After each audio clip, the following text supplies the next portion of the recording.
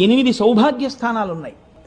ఆ 8 సౌభాగ్య స్థానాల్ని పొరపాటున కూడా కాలుతో తొక్కడం కానీ, కాలు తగలడం కానీ, నోటితో నింద చేయడం కానీ, విమర్శించడం కానీ, తక్కువ చేసి మాట్లాడడం కానీ చేస్తే అటువంటి వారు ఉత్తర జన్మల యందు అమ్మవారి యొక్క అనుగ్రహాన్ని కోల్పోతారు.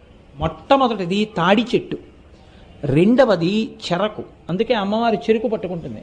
చెరుకు ముక్కలు తీసుకొచ్చి అమ్మవారికి పెట్టినా వినాయకుడికి పెట్టినా పరమ ప్రీతి.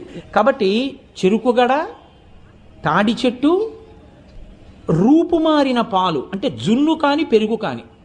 4వది ఉప్పు. ఉప్పుని ఎన్నడూ నింద చేయడం కానీ ఉప్పుని తిట్టడం కానీ చేయకూడదు. 4వది ఉప్పు. 5వది అనుములు.